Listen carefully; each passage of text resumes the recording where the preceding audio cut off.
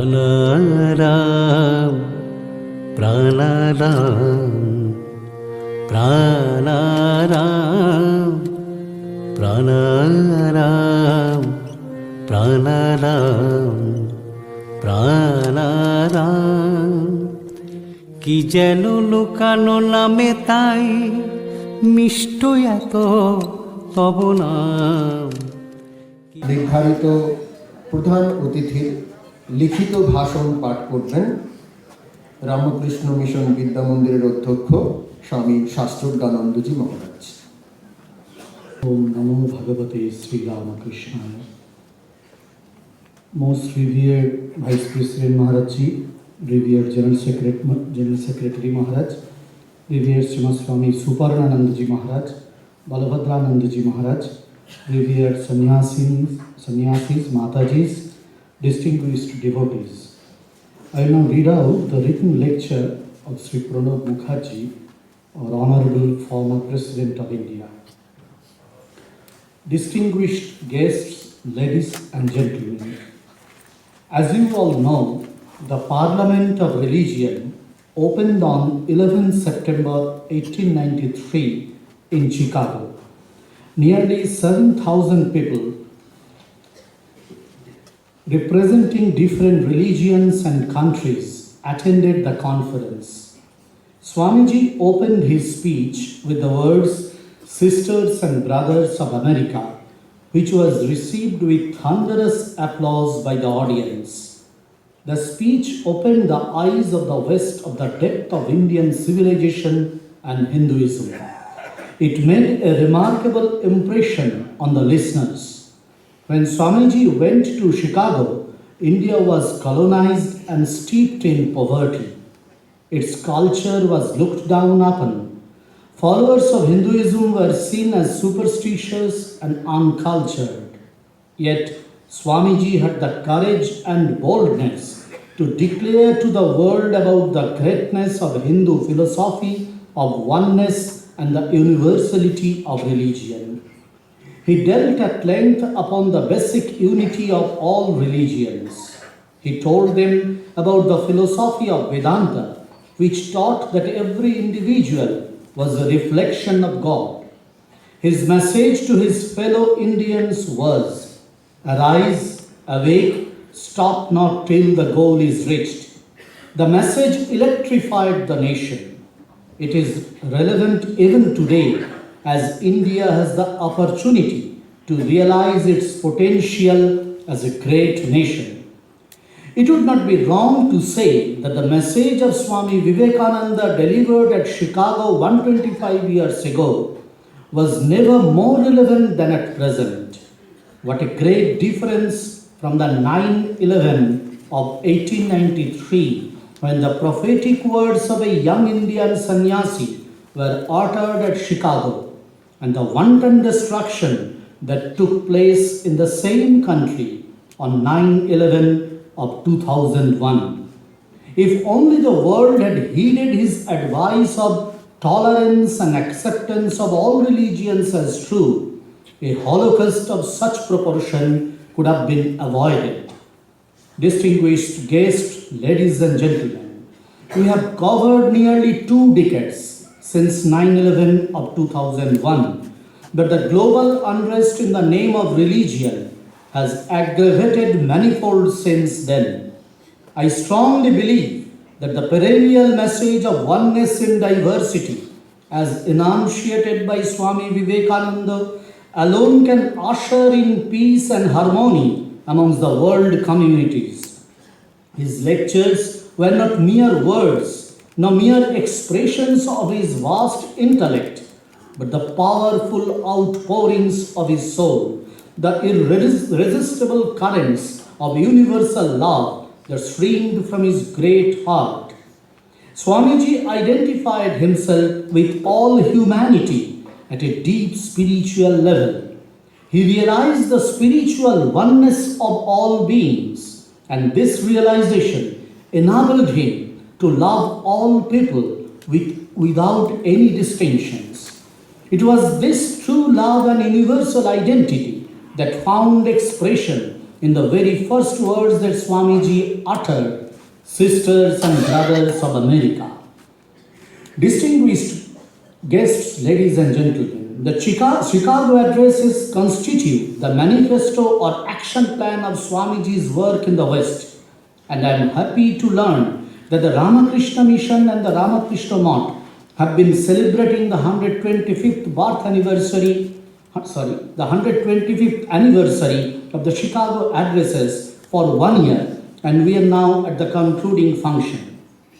One of the most significant of Swamiji's Chicago addresses is his paper on Hinduism, which was presented on this very day in the year 1893.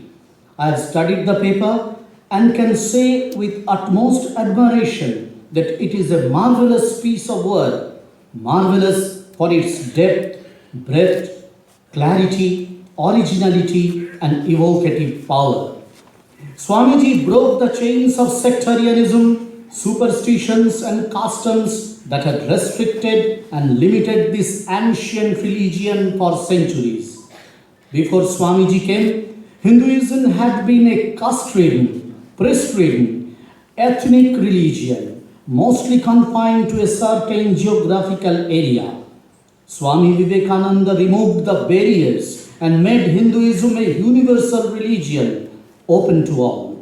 It was this universal Hinduism that Swamiji presented at the Parliament of Religions on the 19th of September 1893.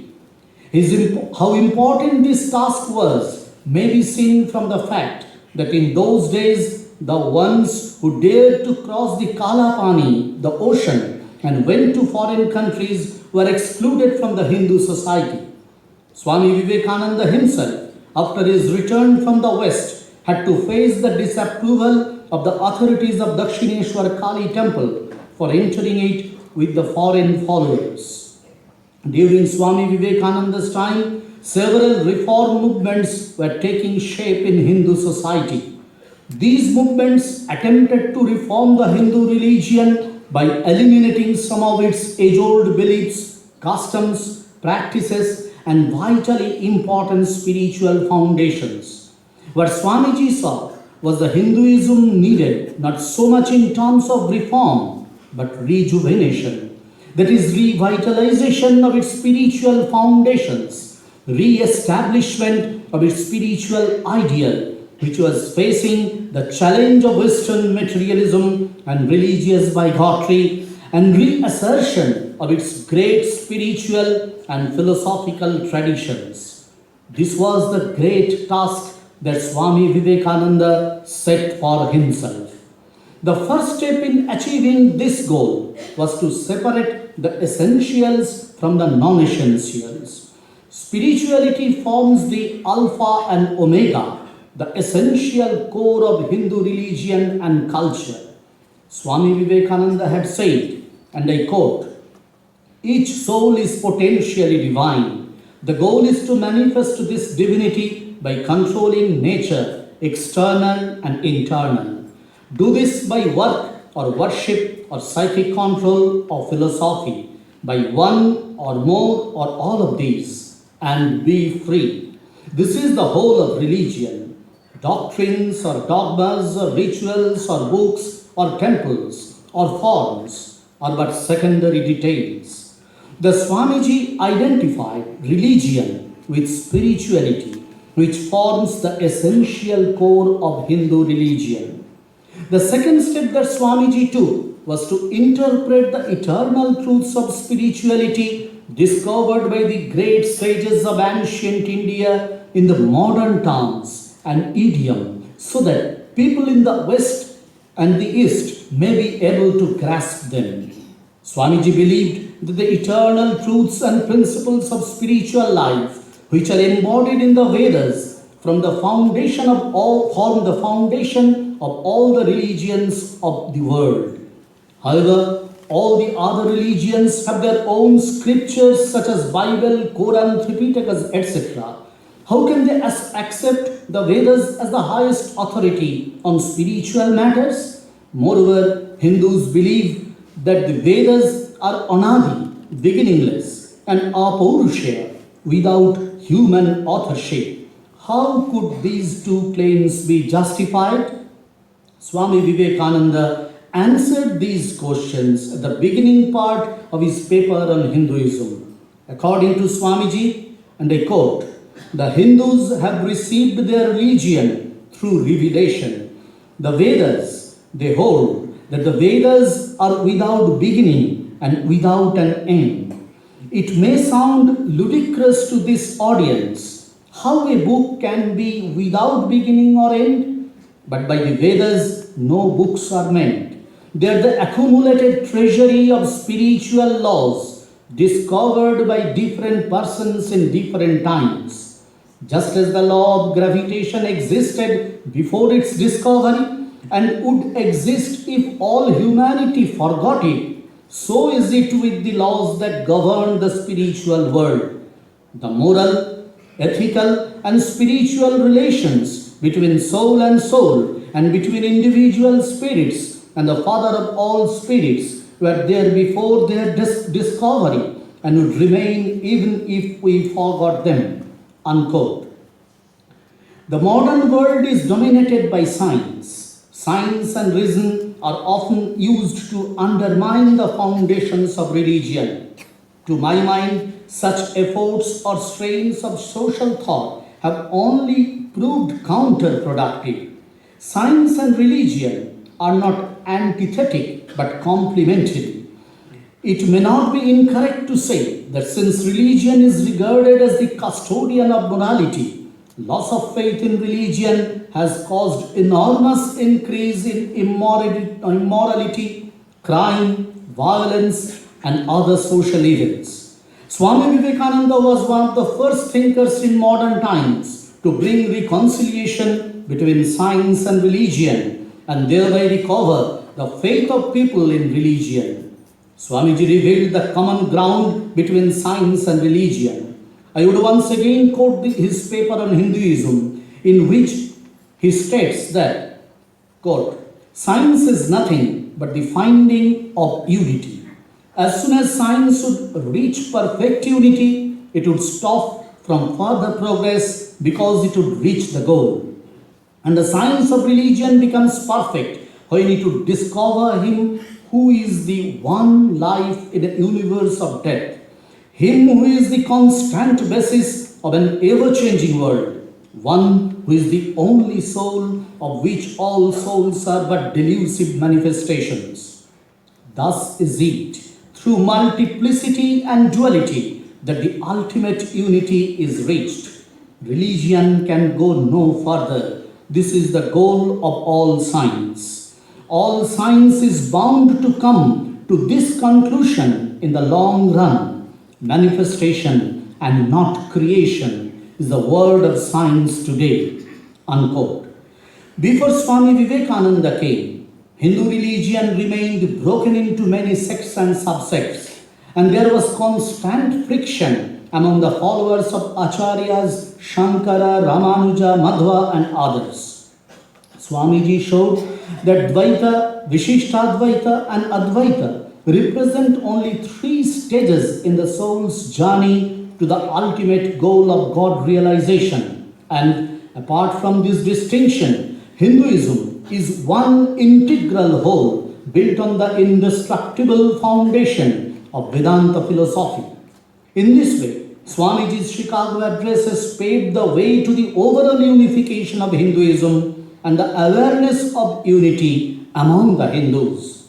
Swamiji's paper on Hinduism plays an important role in this unification process, as it provides the essential common ground of all the sects and the schools of philosophy. At the Parliament of Religions, Swamiji pointed out that the most important and central concept of Hinduism, which distinguishes it from other religions, is the idea of the divinity of the soul. Man's true nature is neither the body nor the mind, but the Atman, which is usually translated as the self or spirit. The Atman is an inseparable part of the Paramatman or Supreme Self known as God. This means man's true nature is divine. This central idea Swami Vivekananda brought out forcefully at the Parliament, thus elevating and uplifting their minds to great spiritual heights. Distinguished guests, ladies and gentlemen, Swamiji attended the Parliament of Religion as the messenger of Sri Ramakrishna, the prophet of harmony of religions, Dharma Samanvaya. All through his participation in the Parliament, Swamiji never forget his master's central message. Without mentioning his master's name, Swamiji presented the doctrine of harmony of religions on different occasions at the Parliament. In the opening address itself, Swamiji stated, quoting Shiva Mahimna Stotra, as different streams having their sources in different places all mingle their water in the sea, so, O Lord, the different paths that men take, crooked or straight, all lead to Thee. The culminating point of in Swamiji's paper on Hinduism is his presentation of the concept of universal religion. According to him, all religions are manifestations of one great universal religion. In this context, he said, and I quote, "If there is ever to be a universal religion, it must be one which will be infinite like the God it will preach, and whose sun will shine upon the followers of Krishna and of Christ, on saints and sinners alike, which will not be Brahmanic or Buddhistic or Christian or Mohammedan, but the sum total of all these, and still have infinite space for development, which in its Catholicity will embrace in its infinite arms every human being from the lowest groveling savage to the highest man. It will be a religion which will have no place for persecution or intolerance in its polity, which will recognize divinity in every man and woman, and whose whole force will be created in aiding humanity to realize its own true divine nature." Unquote. Towards the end, I wish to state that Swami Vivekananda's addresses at the World's Parliament of Religions held in Chicago in September 1893 earned tremendous prestige for our country in the Western world. People were amazed to know that India possessed so much spiritual wealth and could produce men of such genius, such vast knowledge, wisdom, purity, spiritual power, and universal love as Swami Vivekananda. Further, Swamiji's addresses helped to clear several misconceptions that Western people had entertained about India, Indians, and Hindu religion. By the end of the 19th century, India had become one of the poorest and most backward in the world. Repeated defeats, subjugation under alien powers, and isolation from the cultured peoples of the world caused in the minds of Indian people loss of faith in themselves, lack of the capacity to take initiatives, and inability to work in unison with others. Swamiji's boldness and courage and the success he achieved in the Western society and his ideas of potential divinity of the soul, etc., infused self-respect, self-confidence, and self-reliance in the minds of Indians. The fact that in spite of poverty and backwardness, India has great spiritual wealth which was very much needed in the West, made India a nation with a global mission. Swamiji's progressive ideas also helped Indians to understand the follies and superstitions which had stifled their minds, chained the society, and blocked the way to the attainment of progress and prosperity, and to bring about drastic changes in their personal attitudes and social life. Swami Vivekananda used to exhort Indian people, Otho, Jago, arise, awake. There is no doubt that through his stirring lectures and letters and the power of his spiritual personality, Swami Vivekananda awoke the soul of India at the end of the 19th century. It was this awakening that led to the political resurgence in India. Swami Vivekananda's addresses at the Parliament marked a turning point in the cultural history of India. Indian society, Indian culture, and Indian people have never been the same after that event. A new India, a new people, a new culture, a new universal religion emerged out of the shadows of the old, and it is this new India that is now marching ahead in unison towards the status of a superpower in the realms of wealth, power, culture, and spiritual fulfillment. Thank you. Jai Hind.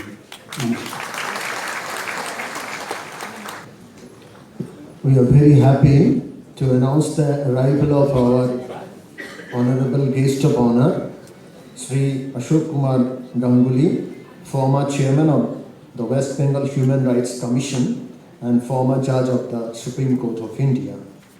Now may I request our General Secretary Maharaj to felicitate the Honorable Guest of Honor.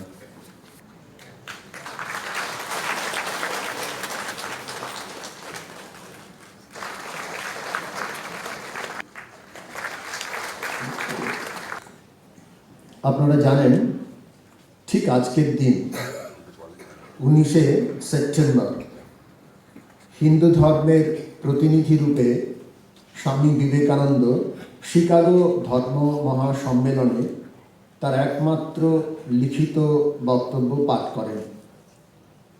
সেই paper on Hinduism এই লেখাটির গুরুত্ব, তাৎপর্য এবং নির্যাস নিয়ে আলোচনা করবেন রামকৃষ্ণ মঠ ও রামকৃষ্ণ মিশনের সহ সাধারণ সম্পাদক স্বামী বলভদ্রানন্দজি মহারাজ।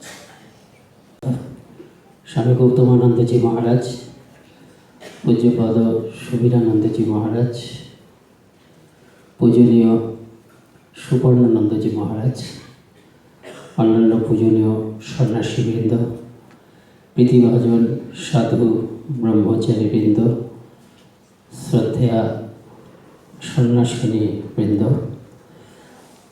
মঞ্চে উপস্থিত জাস্টিস অশোক গাঙ্গুলি এবং শ্রোতৃমণ্ডলী, আমি ভাষণের শুরুতে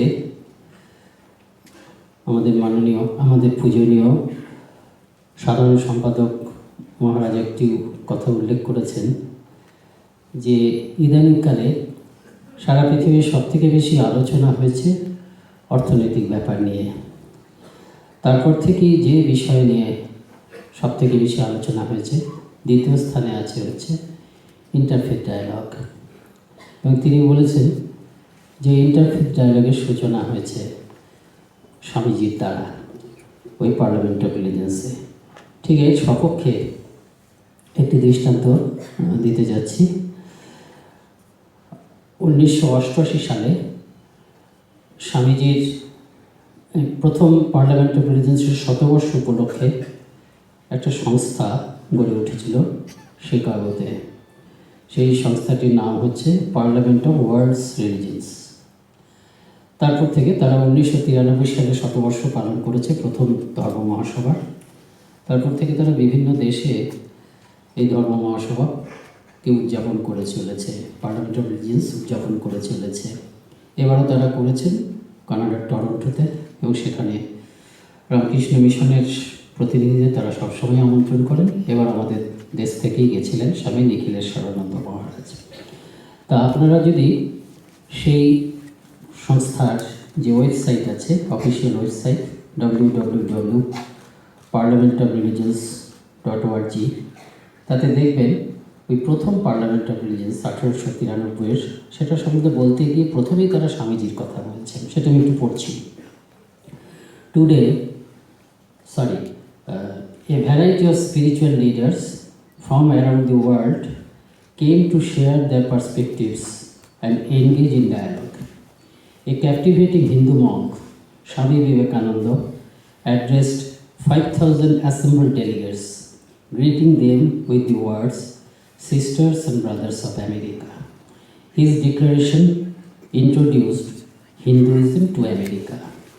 তারপরে তারা বলছেন ওখানে একই সঙ্গে, "Today, the 1893 Parliament is recognized as the birth of formal inter-religious dialogue worldwide." Swamiji যে এটির সূচনা করেছিলেন, ধর্ম মহাসভার যে স্পিরিট, সেটি স্বামীজির মাধ্যমেই সার্থক হয়ে উঠেছিল। ধর্ম মহাসভার উদ্দেশ্যের মধ্যে অনেক ভালো ভালো কথা ছিল, যেমন এরকম একটা কথা আছে, বিভিন্ন ধর্ম পরস্পরকে কীভাবে আলোকিত করতে পারে সেটা আমরা দেখব, বিভিন্ন ধর্ম পরস্পর থেকে কি কি গ্রহণ করতে পারে এগুলো আমরা দেখব। এই উদ্দেশ্য নিয়ে ধর্ম মহাসভার সূচনা হয়েছিল, পরিকল্পনা হয়েছিল। কিন্তু ধর্ম মহাসভার উদ্যোক্তাদের মধ্যে এবং প্রতিনিধিদের মধ্যে 160 জন প্রতিনিধির মধ্যে 115 জনই ছিল খ্রিস্টান। এবং ধর্ম মহাসভা যত এগোচ্ছে ততই আমরা দেখছি এই যে অন্য ধর্মকেও আমরা কথা বলতে দেব বা অন্য ধর্ম থেকে কী গ্রহণীয় আছে সেটা গ্রহণ করব, এই ভাবটা একদম মুছে গেছিল। যার জন্য পরবর্তীকালে স্বামীজি একমাত্র স্বামীজির মাধ্যমেই ধর্ম মহাসভা শুরুতে যে উদ্দেশ্য নিয়ে শুরু হয়েছিল, একমাত্র স্বামীজি সেই উদ্দেশ্যটিকে সফল করেছেন। এটা সেখানকার ধর্ম মহাসভা হয়ে যাওয়ার পরে আমেরিকাতে যেসব সংবাদপত্রের রিপোর্ট বেরিয়েছে তার মধ্যে আছে। আর আমরা এই ধর্ম মহাসভার প্রত্যক্ষ বিবরণ প্রথম শুনেছি 1894 খ্রিস্টাব্দের বোধহয় মে মাসে কলকাতাতে মিনার্ভা থিয়েটারে, যখন ধর্মপাল একটা বক্তৃতা করলেন। ধর্মপাল আগেই চলে এসেছিলেন। ধর্মপালের মুখেই আমরা প্রথম শুনলাম যে স্বামীজির ছবি একেবারে শিকাগো রাস্তায় রাস্তায় টাঙানো রয়েছে, এবং যখনই কেউ যাচ্ছে সেই ছবির সামনে দিয়ে তারা থেমে দাঁড়িয়ে শ্রদ্ধা জ্ঞাপন না করে যাচ্ছে না। এবং ধর্মপালই আমাদের জানালেন, পরিষ্কারই কথা তিনি বলছেন, যে এই যে বিশ্ব ধর্ম মহাসভা এটি যে সফল হয়েছে তার প্রধান কারণ হচ্ছে আমাদের ভাই স্বামী বিবেকানন্দ। তো যাই হোক, আমার বিষয় হচ্ছে হিন্দু ধর্ম বক্তৃতা, পেপার অন হিন্দুইজম। একটু আগে আমাদের ভূতপূর্ব রাষ্ট্রপতি মহোদয়ের যে অত্যন্ত সুন্দর জ্ঞানগর্ভ, একদম সব দিক নিয়ে লেখা যে অপূর্ব একটি ভাষণ শুনলাম, তার মধ্যে হিন্দু ধর্মকে তিনি পেপার অন হিন্দুইজম থেকে তিনি খুব প্রফিউজলি উদ্ধৃতি দিয়েছেন। আমি যা বলবো তার মধ্যে হিন্দু ধর্ম বক্তৃতা থেকে আমি উদ্ধৃতি হয়তো বিশেষ দেব না, প্রধানত নিবেদিতার কথার ভিত্তিতেই আমি এই হিন্দু ধর্ম স্বামীজির পেপার অন হিন্দুইজম যে বক্তৃতাটি সেটির তাৎপর্য আলোচনা করব। নিবেদিতা আপনারা জানেন যে স্বামীজির কমপ্লিট ওয়ার্কসের ভূমিকা লিখেছেন। তখন কমপ্লিট ওয়ার্কস মাত্র 4টি খণ্ড প্রকাশিত হয়েছিল। গোটা কমপ্লিট ওয়ার্কসেরই ইন্ট্রোডাকশন ওটা, কিন্তু ওই ইন্ট্রোডাকশনটা পড়লে আমরা দেখতে পাই যে নিবেদিতা কিন্তু বারবার ধরে বেশিরভাগ বিচরণ করেছেন নিবেদিতা সেই ভূমিকাতে ওই পেপার অন হিন্দুইজমটির উপরই। তো যাই হোক, আমি এবার আমার বক্তব্যের মধ্যে ঢুকছি। 19শে সেপ্টেম্বর আজকের দিনে 1893 সালে স্বামীজি হিন্দু ধর্ম প্রবন্ধটি পড়েছিলেন। এটি হচ্ছে জগতের কাছে তার প্রথম লিখিত বাণী। Sisters of brothers of America বলে 11 সেপ্টেম্বর যে বক্তৃতাটি তিনি দিলেন, এটি হচ্ছে জগতের কাছে প্রথম তার মুখনিসৃত বাণী। এটি সত্যি কথা আমরা বলতে পারি, সেটিও আমাদের ভূতপূর্ব রাষ্ট্রপতি মহোদয় উল্লেখ করেছেন, শ্রীরামকৃষ্ণই যেন আবির্ভূত হলেন পুনর্বার। শ্রীরামকৃষ্ণ যে সর্বধর্ম সমন্বয় এই কলকাতাতে করেছিলেন, তার মুষ্টিমেয় শিষ্যদের মধ্যে জ্ঞাত ছিল, কলকাতার মধ্যে জ্ঞাত ছিল শ্রীরামকৃষ্ণ সদৃশ আধ্যাত্মিক মহাপুরুষ, যাকে আমরা অবতার বলি, প্রফেট বলি। তারা তো শুধু একটি দেশ একটি ধর্মের জন্য আসেন না, সারা সমগ্র মানব জাতির জন্য আসেন। সেদিক থেকে দেখতে গেলে 25 বছর আগে শ্রীরামকৃষ্ণ তার নিজের আধ্যাত্মিক জীবনে যেটিকে রূপায়িত করেছিলেন, সেটি কিন্তু এই প্রথম বিবেকানন্দের মাধ্যমে 11 সেপ্টেম্বর থেকে 27 সেপ্টেম্বর পর্যন্ত এই কয়েকটি দিনের মাধ্যমে শ্রীরামকৃষ্ণের সেই সর্বধর্ম সত্য বা অন্য সব বাণীগুলোর সমগ্র মানব জাতির কাছে প্রকাশিত হলো। এটি হচ্ছে সামগ্রিকভাবে মানব জাতির উদ্দেশ্যে স্বামীজির প্রথম লিখিত বাণী বলতে পারি। এর আগে তিনি ঘনিষ্ঠ মহলে চিঠিপত্র লিখেছেন। সন্ন্যাসপূর্ব জীবনে সঙ্গীত কল্পতরু বলে যে গ্রন্থটি তিনি সংকলন করেছেন, তার সূচনায় একটি দীর্ঘ সঙ্গীত সম্পর্কীয় প্রবন্ধ লিখেছেন। সেগুলোকে বাদ দিলে এই বিস্তৃত মানব জাতির কাছে, ওয়ার্ল্ড অ্যাট লার্জ, তার কাছে, তার প্রতি এটি হচ্ছে স্বামীজির প্রথম লিখিত বাণী। নিবেদিতা বলছেন এই বক্তৃতাটি সম্বন্ধে বিশেষ করে যে ভবিষ্যতের হিন্দু মাতা পিতা যখন তার সন্তানদের কাছে তাদের ধর্ম চেনাতে চাইবেন, তখন স্বামীজির এই বক্তৃতাটির দ্বারস্থ হতে হবে। নিবেদিতা বলছেন, স্বামীজি যখন শুরু করলেন তখন বিষয়টা কী ছিল? The religious ideas of the Hindus, হিন্দুদের ধর্মীয় ভাব। কিন্তু যখন তিনি শেষ করলেন, হিন্দুইজম ওয়াজ ক্রিয়েটেড, হিন্দু ধর্ম যেন সৃষ্ট হলো। কেন তিনি এই কথা বলছেন? স্বামীজি তো অবশ্যই হিন্দু ধর্ম সৃষ্টি করেননি। আমাদের মুনি ঋষি, আমাদের অবতার, আমাদের রাজর্ষি, ব্রহ্মর্ষি এবং কত সন্ত সিদ্ধ মহাপুরুষ, তারা সকলে মিলে, তার মধ্যে অবশ্যই শ্রীরামকৃষ্ণ আছেন, বিবেকানন্দ আছেন, তারা সকলে মিলে এই হিন্দু ধর্ম, এই বিরাট বনস্পতির মতো হিন্দু ধর্মটাকে তৈরি করেছেন। কাজে তিনি হিন্দু ধর্মটাকে সৃষ্টি করলেন, হিন্দুইজম ওয়াজ ক্রিয়েটেড। নিবেদিতার কথার অভিপ্রায় সেটা নয়। তবে কি কেন বলছেন, কি স্বামী বিবেকানন্দ করলেন যা এর আগে আর কেউ করেনি, নিবেদিতা সেটি বলছেন। সেটি হচ্ছে এই যে এই প্রথম তিনি হিন্দু ধর্মকে জেনারেলাইজ করলেন, হিন্দু ধর্মের সাধারণ ভিত্তিগুলোকে আবিষ্কার করলেন, কমন বেসিস অফ হিন্দুইজম, এটিকে তিনি আবিষ্কার করলেন। এর আগে কখনো এটা করা হয়নি। এটি হচ্ছে স্বামী বিবেকানন্দের হিন্দু ধর্মের প্রতি স্বামীজি হচ্ছেন অনন্য অবদান, প্রথম অবদান, মানে এই অবদান ইউনিক কন্ট্রিবিউশন, এটি আর কেউ করেনি। নিবেদিতা কী বলছেন তার ভাষাটা তার নিজের ভাষাতে উদ্ধৃতি করছি। For this first time in history Hinduism itself forms the subject of generalization of a Hindu mind of the highest order. এই যে বিরাট মন, বিবেকানন্দের মতো বিরাট বুদ্ধি, বিরাট মন, বিরাট বোধি, এরকম একটি মানুষ হিন্দু ধর্মের দিকে সামগ্রিকভাবে তাকিয়ে এটিকে সাধারণীকৃত করলেন, এর যে সাধারণ ভিত্তি সেগুলোকে আবিষ্কার করলেন তিনি।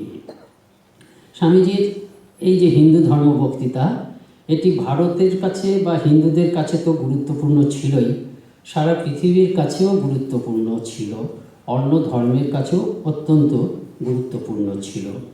হিন্দু ধর্মের তখন কি অবস্থা? খণ্ড ছিন্ন বিক্ষিপ্ত অবস্থা। এবং হিন্দুদের তখন কি প্রয়োজন ছিল? আবার নিবেদিতার কথায় ফিরছি, এ রক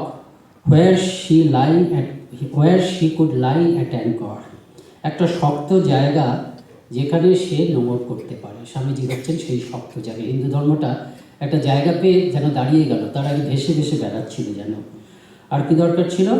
তার দরকার ছিল এমন একজনকে যার সত্যদীপ্ত উচ্চারণের মধ্যে হিন্দু ধর্ম নিজেকে খুঁজে পাবে। হিন্দু ধর্মের আত্ম আবিষ্কারের দরকার ছিল। An authoritative utterance in which she might recognise himself. Hindu ধর্ম নিজেকে খুঁজে পেল স্বামীজির মাধ্যমে। গুরু যেমন তার তত্ত্বমসী বাক্য উচ্চারণ করে শিষ্যকে তার স্বরূপ চেনান, স্বামীজি সেইভাবে হিন্দুদের মহিমময় স্বরূপ হিন্দুদেরকে চিনিয়ে দিয়েছেন। তিনি হিন্দু ধর্মকে অর্গানাইজ করেছেন, কনসলিডেট করেছেন, নিবেদিতা বলছেন, শৃঙ্খলাবদ্ধ করেছেন, দৃঢ় করেছেন এই হিন্দু ধর্মকে। নিবেদিতা বলছেন যে, এটা বাংলা করে বলছি, যদি এই মহা মানুষটির উত্থান না ঘটত তাহলে এত বড় প্রমাণ কোথাও মিলত না যে সনাতন হিন্দু ধর্মের চিরন্তন প্রাণশক্তি যেমন অটুট ছিল অতীতে তেমনই অটুট আছে এখনও। ভারত যেমন মহান ছিল অতীতে তেমনই মহান আছে এখনও। এই কাজটি স্বামী বিবেকানন্দ করেছেন।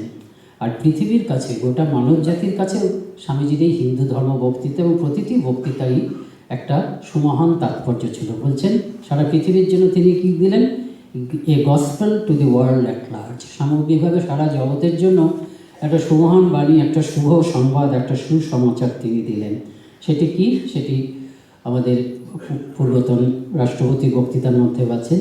প্রধান যেটা হচ্ছে তিনি জানালেন যে মানুষই দেবতা। এটি একটি নতুন বাণী।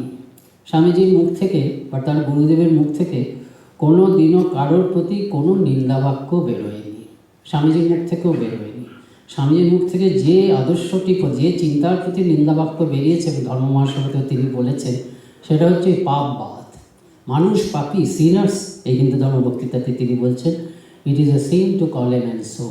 কিছুদিন আগেই স্বামীজির এই 19 তারিখে বক্তৃতা, 19শে সেপ্টেম্বরের বক্তৃতা আগেই রেভারেন্ড কুক তিনি একটি বক্তৃতা দিয়েছেন। শঙ্করী প্রসাদবাবু বলছেন যে এই মানুষটি ছিলেন একেবারে পাপ খ্যাপা লোক। তিনি বক্তৃতা দিলেন, বক্তৃতা করে শেষে নিজের স্বরচিত বিরাট একটি কবিতা পাপের উপরে, পাপের মহিমা বর্ণনা করে একটি বিরাট কবিতা, এবং তিনি শেষ করলেন এইভাবে, এই from sin I come, in sin I live, to sin I go. যেন ভগবান জীবনের লক্ষ্য নয়, পাপকে আলিঙ্গন করাই যেন জীবনের লক্ষ্য। এইসব বক্তৃতা স্বামীজি শুনেছেন, কাজে স্বামীজি যেন বিরক্ত হয়ে গেছেন, বিরক্ত হয়ে এই হিন্দু ধর্ম বক্তৃতার মধ্যে এই কথাটা বললেন। আপনারা সবাই জানেন স্বামীজি তুমি হচ্ছে দেবতা, নতুন বানিয়ে নতুন একটা পরিচয় দিলেন, দেবত্বের পরিচয়। Sinners, it is a sin to call a man so, it is a standing libel on human nature. মানুষকে পাপী বলাই হচ্ছে সব থেকে বড় মহাপাপ। তুমি হচ্ছে দেবতা, মানুষ স্বরূপত দেবতা। স্বরূপত দেবতা মানে কি? দেবতা মানে কি? তার মা যেমন, শ্রী মা যেমন বলছেন, ভগবান লাভ করলে কি দুটো শিং বেরোবে? দেবত্ব লাভ করলে কি আমি 4 হাত, শঙ্খ চক্র গদা পদ্ম আমার হাতে চলে আসবে, 4টি হাত হবে? সেরকম নয়। স্বামীজি দেবত্ব বলতে বলছেন যেটা, যে স্বরূপত আমি দেবতা। আমি যত খারাপ হই না কেন, আমার মধ্যে কিছুটা সামান্য হলেও ভালো আছে। যেমন আকাশটা মেঘে ঢাকা, কিন্তু এক চিলতে সূর্যের আলো, ওই সূর্যের আলোই এক চিলতে হলেও আকাশ ভরা মেঘ, তার তুলনায় অত্যন্ত তুচ্ছ হচ্ছে এক চিলতে সূর্যের আলো, বিচ্ছুরিত সূর্যের আলো সরাসরি আসছে না, কিন্তু ওই এক চিলতে আলোটাই হচ্ছে চিরন্তন সত্য। ওই যে এক আকাশ ঘন গভীর কালো মেঘ, ওটা কিন্তু সত্য নয়। ওই এক চিলতে মেঘ, এক চিলতে সূর্যের আলোকে একেবারে 100% সূর্যের আলোতে পরিণত করাই হচ্ছে দেবত্বে উন্নীত হওয়া। স্বামীজি এই কথাটা বলছেন। পরবর্তীকালে স্বামীজি নিবেদিতাকে বলছেন, আমার জীবনের উদ্দেশ্য হচ্ছে কি, যে পৃথিবীর প্রত্যেকটা মানুষকে গিয়ে বলবো তুমিই দেবতা। আর 2 নম্বর হচ্ছে কি, তাকে হাতে কলমে দেখিয়ে দেবো জীবনের প্রতিটি পদক্ষেপে সেই দেবত্বকে কী করে জাগাতে হয়। এই বাণী স্বামীজি দিলেন এই ধর্ম মহাসভা এবং হিন্দু ধর্ম বক্তৃতাটির মাধ্যমে, এবং সেটাকেই এই নিবেদিতা বলছেন a gospel to the world at large, সারা পৃথিবীর জন্য একটা বাণী। কীরকম? একটা faith, a faith that has no fear of truth. বিশ্বাস, ধর্মবিশ্বাস, বিশ্বাস সত্যের উপরে হতে, সত্যভিত্তিক বিশ্বাস। বিশ্বাস মিথ্যাভিত্তিক হতে পারে, বিশ্বাস ধরে ধরে আমরা এগোই, তারপর দেখা গেল কিচ্ছু নেই। কিন্তু এই যে বিশ্বাস, এ হচ্ছে মানুষের চিরকালীন দেবত্ব স্বরূপের প্রতি বিশ্বাস। এই বিশ্বাস ধরে ধরে এগুলো সত্যি সত্যি আমি দেবতার মতন মানুষ হয়ে যাই। এবং স্বামীজি কথা দিয়েছেন শেষ সময়ে যে আমি চলে যাব, কিন্তু সারা আমার কাজ শেষ হবে না, যতদিন পর্যন্ত না পৃথিবীর প্রত্যেকটা মানুষ এই দেবতার মতন দেবস্বরূপ লাভ করে, ততদিন আমি কাজ করে যাব। এই কথাগুলো বলতে বলতে স্বামীজি বলছেন, যে কোনো ধর্মের লক্ষ্যকে যে ভাষাতেই, যে কথাতেই ব্যক্ত করা হোক না কেন, সেই ধর্মের উদ্দেশ্য হচ্ছে এই যে জড় জগতের সঙ্গে আমরা লিপ্ত হয়ে আছি যে মানুষ, সেই মানুষকে ওই দেবস্বরূপে উন্নীত করা। যার জন্য ওই বক্তৃতাতেই স্বামীজি বলছেন যে হিন্দু ধর্মের মধ্যে তোমরা একটা লাইন দেখাও তো যেখানে বলা আছে যে হিন্দুই ভগবান লাভ করবে। এই হিন্দু বলেই আমরা বলতে পারছি যে সব ধর্ম সত্য। হিন্দু ধর্মের মধ্যে একটা ছত্র নেই, একটি উক্তি নেই যেখানে বলা হচ্ছে যে একমাত্র হিন্দুই ভগবান লাভ করবে বা হিন্দুই দেবতা হবে। সব ধর্মই দিয়েই ভগবান লাভ করা যায়। তাই স্বামীজি হিন্দু ধর্ম দিয়ে শুরু করলেও বিশ্বজনীন ধর্মে গিয়ে হিন্দু ধর্ম বক্তৃতাটি শেষ করেছেন। সেটিও আমাদের মাননীয় ভূতপূর্ব রাষ্ট্রপতির বক্তৃতাতে আছে। এবং স্বামীজির যে বিশ্বজনীন ধর্ম, এটা এই নয় যে একটা particular religion that will be universally accepted by all, একটা ধর্মকে সবাই বিশ্বজনীনভাবে মানবে। স্বামীজি বিশ্বজনীন ধর্মের ধারণা তা নয়। স্বামীজির বিশ্বজনীন ধর্ম মানে হচ্ছে দৃষ্টিভঙ্গির পরিবর্তন, নিজের ধর্মে একেবারে জোর করে স্থিত থাকা এবং অন্য ধর্মকেও সত্য বলে শ্রদ্ধা করা। শুধু শ্রদ্ধা করাই নয়, খোলা বহিষ্ণুতার দৃষ্টি নিয়ে আমরা অন্য ধর্মকে দেখব। কীভাবে এই বিশ্বজনীন ধর্মে পৌঁছবো, স্বামীজি এটার মধ্যে বিশ্বজনীন ধর্মের কথা বললেন হিন্দু ধর্ম বক্তৃতায়, কিন্তু কীভাবে বিশ্বজনীন ধর্মে পৌঁছবো সেটা কিন্তু শেষ বক্তৃতাতে বলেছেন যে গ্রহিষ্ণু মন নিয়ে আমি অন্য ধর্মের দিকে তাকাবো, এবং যদি দেখি যে অন্য কোনো ধর্মে কিছু গ্রহণযোগ্য সত্যিই আছে, আমি নিজের ধর্মে স্থিত থেকেই একটুও নিজের ধর্মের প্রতি অশ্রদ্ধা না করে অন্য ধর্মের জিনিসগুলোকে নিয়ে আমার ধর্মজীবনকে পরিপুষ্ট করব। স্বামীজি হিন্দু ধর্মকে বিশ্বজনীন ধর্ম বলেছে, অবশ্যই বলেছেন তিনি, কিন্তু হিন্দু ধর্মকে তিনি শুধু এই ক্ষেত্রে এইটুকু কৃতিত্ব দিয়েছেন যে হিন্দু ধর্ম সবার আগে বিশ্বজনীন ধর্ম হতে পেরেছে। কিন্তু স্বামীজি মনে করতেন, বলেছেন যে প্রতিটি ধর্মের মধ্যেই বিশ্বজনীন ধর্ম হওয়ার বীজ আছে, প্রত্যেকটি ধর্মের মধ্যেই বিশ্বজনীন ধর্ম হওয়ার পোটেনশিয়ালিটি আছে। হিন্দু ধর্ম প্রথম বিশ্বজনীন ধর্ম হয়েছে কেন? যে হিন্দু ধর্মের মধ্যে ক্রমবিকাশের সুযোগ রয়েছে। অন্য ধর্ম যদি তাদের কিছু কিছু কুসংস্কারকে ভেঙে দিয়ে তারা এই ক্রমবিকাশের সুযোগটা দেয়, তবে সমস্ত ধর্মই তারাও কিন্তু বিশ্বজনীন ধর্ম হবে এবং ওই দৃষ্টিভঙ্গির পরিবর্তন আসবে। তা স্বামীজি এই বিশ্বজনীন ধর্মকে যারা গ্রহণ করছে, সেই গ্রহণ করা মানুষদের মধ্যে কীরকম দৃষ্টিভঙ্গি আসে আমরা ঠাকুর স্বামীজির জীবন থেকে দেখতে পাই। স্বামীজি বিদেশ থেকে ফিরেছেন, তারপরের ঘটনা, এক বন্ধুর সঙ্গে সৌজন্যমূলক সাক্ষাৎ করতে গেছেন, সেই বন্ধুটি হিন্দু ছিলেন, খ্রিস্টান হয়েছে। স্বামীজি গেছেন, তখন সেই বাড়িতে এক ধর্মপ্রচারক এসেছেন, খ্রিস্ট ধর্মপ্রচারক। তিনি স্বামীজিকে দেখে হিন্দু ধর্ম সম্বন্ধে আক্রমণ করতে শুরু করেছেন। আর যেহেতু হিন্দু ধর্ম সম্বন্ধে আক্রমণ করছেন, স্বামীজিকে তো হিন্দু ধর্মের পক্ষে দাঁড়াতেই হবে। তিনি প্রতিবাদ করলেন এবং প্রতিবাদ করতে গিয়ে বাধ্য হয়ে খ্রিস্ট ধর্মের কিছু কিছু ত্রুটির দিকেও অঙ্গুলি নির্দেশ করতে হলো। এবং সেই প্রচারকটি, ধর্মপ্রচারক, খ্রিস্ট ধর্ম প্রচারক দেখলেন যে স্বামীজি তার থেকে খ্রিস্টীয় ধর্মশাস্ত্র, বাইবেল টাইবেল অনেক বেশি জানেন, কাজে তিনি রণে ভঙ্গ দিলেন। তা তিনি যখন চলে গেলেন, স্বামীজি কিন্তু তার খ্রিস্টান বন্ধুর কাছে ক্ষমা প্রার্থনা করলেন যে তার সামনে বসে, তার বাড়িতে বসে তাকে বাধ্য হয়ে খ্রিস্ট ধর্মের বিরুদ্ধে দু চার কথা বলতে হয়েছে বলে। আর শ্রীরামকৃষ্ণের ঘটনাও আমরা জানি। মাইকেল মধুসূদন দত্ত হিন্দু ধর্ম থেকে খ্রিস্ট ধর্ম গ্রহণ করেছেন এবং শ্রীরামকৃষ্ণ শুনেছিলেন যে মাইকেল বলেছিলেন যে পেটের দায়ে নিজের ধর্মটা ত্যাগ করেছি। এটা শ্রীরামকৃষ্ণের খুব অপছন্দ হয়েছিল।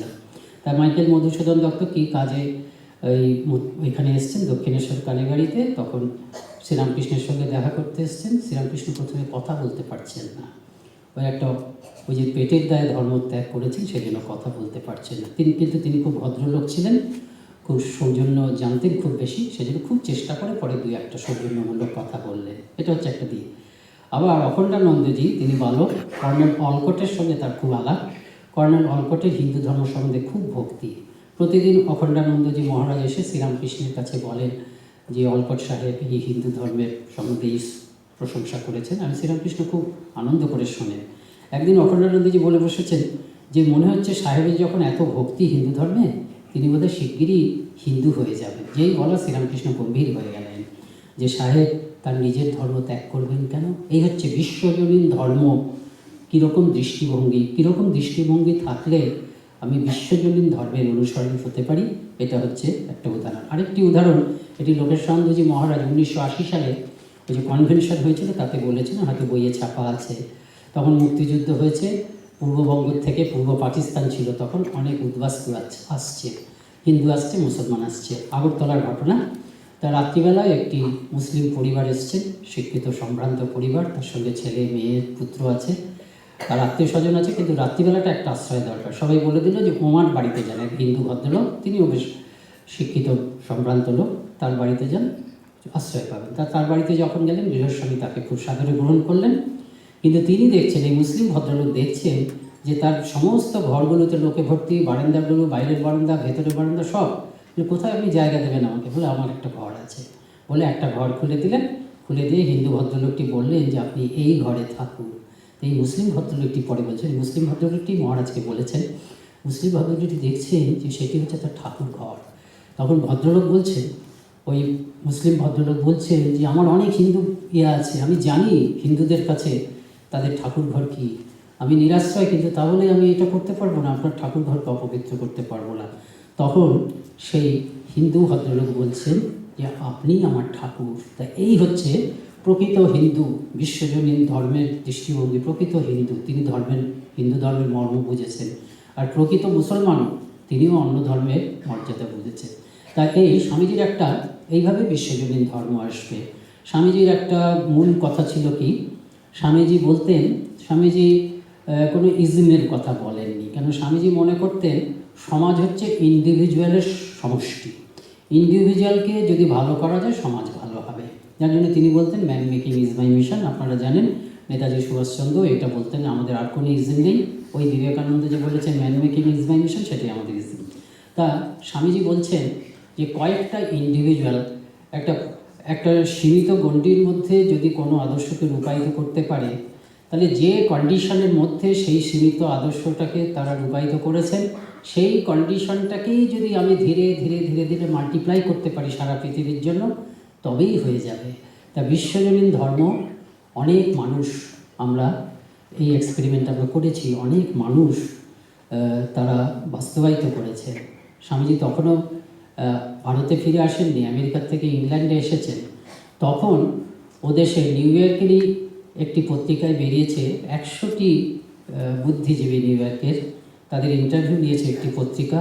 সেই খবরটা আমাদের ইন্ডিয়ান মিরর পত্রিকাতে 3 জুলাই 1896 প্রকাশিত হয়েছিল। তাদের প্রতিভু হিসাবে, সেই 100 বুদ্ধিজীবীর প্রতিভু হিসাবে মিস ফিলিপস বলছেন তারা বেদান্ত চর্চা করছেন। কি বলছেন দেখুন, এই হচ্ছে স্বামীজি এই পরিবর্তনটা সৃষ্টি করেছেন। বলছেন there have been many Christs all representing the fundamental principles of the Vedas। ওরা বলছে মেনি ক্রাইস্ট, একটা বিপ্লব, এবং সবাই হচ্ছে ওই বেদান্তের মূল যে তত্ত্ব তার প্রকাশ। তারপর ওদেরকে জিজ্ঞেস করেছে তোমরা তো তাহলে তোমাদের ধর্ম ছেড়ে দিচ্ছ, যীশু খ্রিস্টকে মানছো না? তারা বলছে না, we are not giving up the religion of our forefathers, not the Christ of Nazareth, it is a delving to the roots of all religions. আমরা ছাড়ছি না যীশু খ্রিস্টের ধর্ম, ছাড়ছি না যীশু খ্রিস্টকেও ছাড়ছি না, প্রতিটা ধর্মের মূলে আমরা পৌঁছে যাচ্ছি, living us free to worship in whatever form we choose. We think by this will better understand the religion of Jesus. আমরা যীশু খ্রিস্টের ভাব আরও ভালো করে বুঝতে পারবো। কাজেই তখন যেমন দেখছি কয়েকজন ইন্ডিভিজুয়াল তারা কিন্তু এই বিশ্বজনীন ধর্মের ভাবে তারা উদ্বুদ্ধ হয়েছে। রামকৃষ্ণ বিবেকানন্দ ভাবানুরাগী সন্ন্যাসীরা, রামকৃষ্ণ বিবেকানন্দ ভাবানুরাগী আমরা যাদের ভক্ত বলি ভক্তরা, এবং রামকৃষ্ণ বিবেকানন্দ ভাবানুরাগী অনেক চিন্তাশীল মানুষ। কিন্তু বিভিন্ন ক্ষেত্রে আমরা এই সর্বধর্ম সমভাব, নিজের ধর্মে স্থিত থেকেও আমরা অন্য ধর্মকে শ্রদ্ধা করে চলছি। এইভাবেই আমরা বিশ্বজনীন ধর্মের আদর্শকে ধীরে ধীরে গোটা মানব জাতির মধ্যে ছড়িয়ে দিচ্ছি। এটি হচ্ছে বিবেকানন্দের শিকাগো বক্তৃতা মালার অমোঘ সুফল। নমস্কার। We are very happy to announce the arrival of our guest of honor, Honorable Justice Vishwanath Shamadkar, Senior Judge of Calcutta High Court.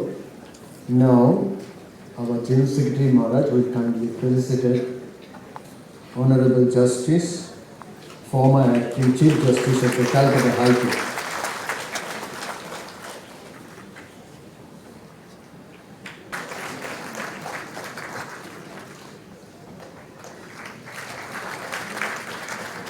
Pranaram, pranaram, pranaram, pranaram, pranaram, pranaram। কি যেন লুকানো নামে তাই মিষ্ট এত তব নাম। প্রাণারাম প্রাণারাম প্রাণারাম প্রাণারাম প্রাণারাম প্রাণ